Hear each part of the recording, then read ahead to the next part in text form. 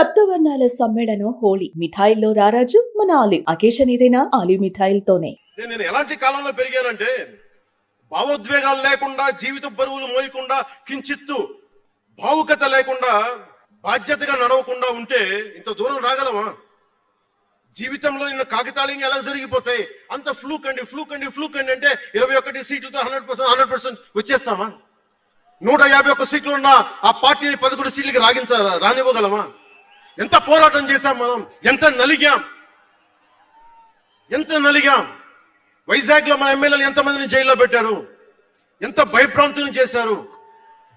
బయటికి వస్తే ఆ రోజు అందరూ అడిగారు, మీరు వెంటనే ప్రధానమంత్రి గారికి చెప్పండి, ఫోన్ చేయండి, మీకు తెలుసు కదా అంటే నేను ఒకటే అన్నా, ప్రజల్ని కాపాడడానికి వచ్చాను నేను, నన్ను కాపాడమని ఎవరిని నేను అడగదు, ప్రధానమంత్రి గారైనా సరే. ఇది నా నేల, నా పోరాటం. ఇది నా మీద చెయ్యి వెయ్యమని చెప్పండి, చెప్తాను నేనేంటో అని చెప్పాను. అంటే నేను ఎవరో వస్తారని నేను ఎప్పుడు చేయను, నేను ఎంత నిలబడగలను అదే నా మెజర్. అంతే. నేను ఎలాంటి జీవితం నుంచి వచ్చానంటే, నా చుట్టుపక్కల పేరెంట్స్ కమ్యూనిస్టులు, పిల్లలేమో క్యాపిటలిస్టులు. అలాంటి లెఫ్ట్ భావాలతో ఉన్న నాయకుల్ని, వారి పిల్లల్ని నేను నెల్లూరు చూసేవాడిని. అంటే మార్పు అనేది అవసరం. నాన్న కమ్యూనిస్ట్ కదా అని కొడుకు క్యాపిటలిస్ట్ అవ్వకూడదు రూల్ లేదు, ఇలాగే ఉండాలని ఏం లేదు. అంటే సహజం, అంటే మార్పు చాలా సహజం, ఎదగడానికైనా దిగజారడానికైనా సరే. వారి ప్రవర్తనని, వారి ఆలోచన విధానాన్ని బట్టి ఉంటుంది. కులాలను కలిపే ఆలోచన విధానం, భాషలని గౌరవించే సాంప్రదాయం, సంస్కృతుల్ని కాపాడే సమాజం, ప్రాంతీయతను విస్మరించిన జాతీయవాదం, మతాల ప్రస్తావన లేని రాజకీయం, అవినీతిపైన రాజీ లేని పోరాటం, పర్యావరణాన్ని పరిరక్షించే అభివృద్ధి ప్రస్థానం, ఇవన్నీ పెట్టినప్పుడు నవ్వారు అందరూ. అలాంటిది నన్ను ఈ రోజున పర్యావరణ మంత్రిగా తీసుకొచ్చింది ఈ సిద్ధాంతాన్ని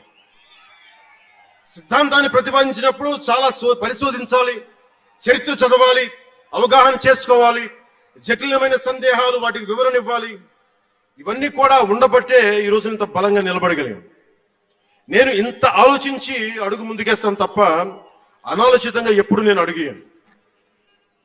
ఈ 10 ఏళ్లలో నిలబడ్డాం, బలపడ్డాం, చాలా పడ్డాం కూడా. సమాజ తీరుతెన్నులు ఎలా ఉంటాయి అని ఆలోచించేటప్పుడు నన్ను బూతులు తిట్టినా, ఆ తిట్టిన వాటిని ప్రసార మాధ్యమాల్లో ప్రసరింపజేసి డిబేట్లు పెట్టి, వీళ్ళకి నా జీవితం తప్ప ఇంకేం లేవా, కనిపించవా అనుకునేవాడిని. అంటే మీరు చెప్పండి, ఒకళ్ళ ఇంట్లో ఆస్తి తగాదాలు, అన్నా చెల్లెల మధ్య ఆస్తి గొడవలు రాష్ట్రానికి సంబంధమే ఉంది. అది అసలు ప్రజలు ఆలోచించాల్సింది ముందస్తుగా. అసలు ఎన్నికల్లో చేయడానికి డబ్బులు లేని వాళ్ళ దగ్గర ఇన్ని వేల కోట్లు ఎలా వచ్చినాయి?